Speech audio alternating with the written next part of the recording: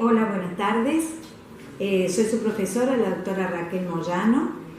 Tal como lo prometimos, vamos a utilizar el aula virtual, esta herramienta que estamos practicando y que se nos ha acercado en el marco de este programa de aula virtual. Vamos a cerrar algunos temas que nos habían quedado sin precisar. Concretamente ahora vamos a trabajar los límites al dominio, de cuando desarrollamos la bolilla referida a dominio, que es, si voy a tener que acudir, obviamente es la bolilla 10. Nos quedaba pendiente de cerrar algunos conceptos del apartado D, que es entonces límites al dominio. Bien, este apartado está tratado en el código, en el capítulo 4 del libro tercero, del título tercero del libro cuarto, que trata los derechos reales. Hablamos de límites al dominio.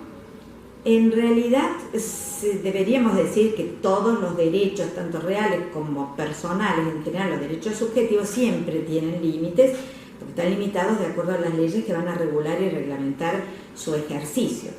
En este caso, concretamente referido al derecho real de dominio, estos límites están dirigidos a dos aspectos: aquellos límites establecidos en el interés público y aquellos límites que se establecen en el interés recíproco de los vecinos, lo que correspondería o respondería al punto del programa que habla de la clasificación de estos límites.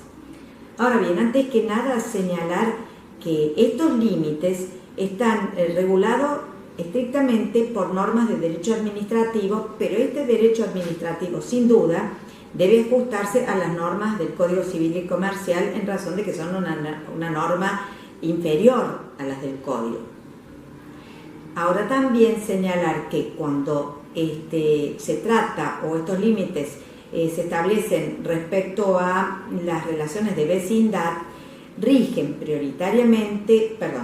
las normas de este capítulo del Código en subsidio de las normas administrativas de la jurisdicción local de que se trata, vinculado con determinadas alturas, determinados retiros, porque un poco a eso nos vamos a referir.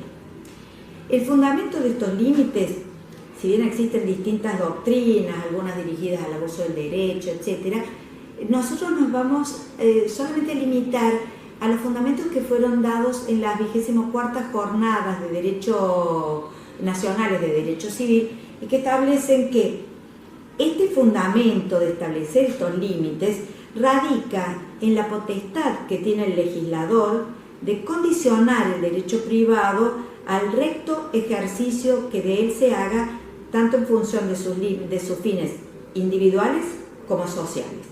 Este es el fundamento, que también lo pide el programa, por eso me interesa señalarlo, el fundamento que tiene el haber regulado estas limitaciones de manera especial para el derecho de dominio. Otra aclaración que tiene que ver con los caracteres que tienen estos límites es que en distintas opiniones doctrinarias se ha considerado que se trataría de servidumbres. Bueno, pues no, ya la doctrina actualmente es conteste en señalar, además a través de la norma del código, en señalar que esto no se trata de una servidumbre.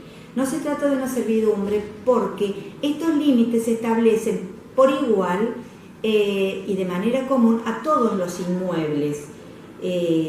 No como en el caso de las servidumbres, en las que estarían relacionados solamente dos inmuebles, dos predios, dos heredades, de suerte tal que una se encuentre vinculada a un inmueble o predio, uno vinculado al otro en razón de una cuestión de servicio, lo que le daría nacimiento al fondo sirviente, al fondo dominante, o al predio sirviente y al predio dominante. Aquí el tratamiento y la limitación es para todos los inmuebles de manera igual y de manera común. Por lo tanto, frente a la existencia de esta situación que es igualitaria para todos, no podemos hablar de una servidumbre. Tampoco se trata de un daño resarcible, no son indemnizables, no se genera una indemnización a partir de este límite que se establece. Tampoco se extinguen por el no uso. Tanto la indemnización como la extinción por el no uso, son posibilidades que sí otorga el derecho real de servidumbre predial. Por lo tanto, otro argumento para desplazar la idea de que estas limitaciones son de naturaleza de servidumbres reales. Como algo más podemos señalar que en esta diferenciación que hacemos, estos límites tienen una fuente legal, mientras que las servidumbres, además de tener fuente legal, que es posible, pero que es rara, y casi señalaría que solamente la establecida como servidumbre de paso para predios que no tienen salida a la vía pública, decíamos entonces respecto a las servidumbres, existen otras fuentes como las contractuales y otras maneras de constituirse, distintas a estos límites. Y finalmente, como una característica a estos límites al dominio, decimos que no existe un daño, o el daño, no quiero señalar el daño como una expresión técnica de la responsabilidad civil, sino que esta limitación no es indemnizable, como ya adelantara en la diferencia con las servidumbres.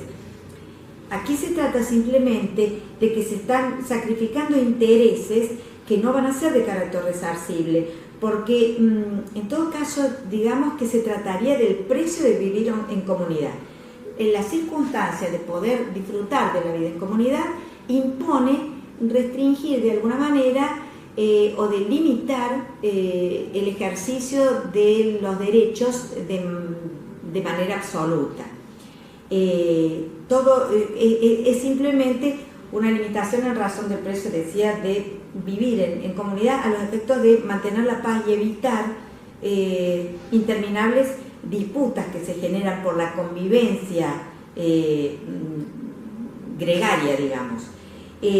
Obviamente que este límite a la indemnización o a la resarcibilidad existe siempre y cuando no exista un daño en los términos técnicos de tratarse de un presupuesto de la responsabilidad civil. Bueno, estas serían características o caracteres propios del límite, establece su fundamento, la diferencia con otras figuras y finalmente algo que es bastante característico, que se trata de esta no resarcibilidad. Había adelantado que se clasifican entonces estos límites en aquellos que se establecen en el interés público.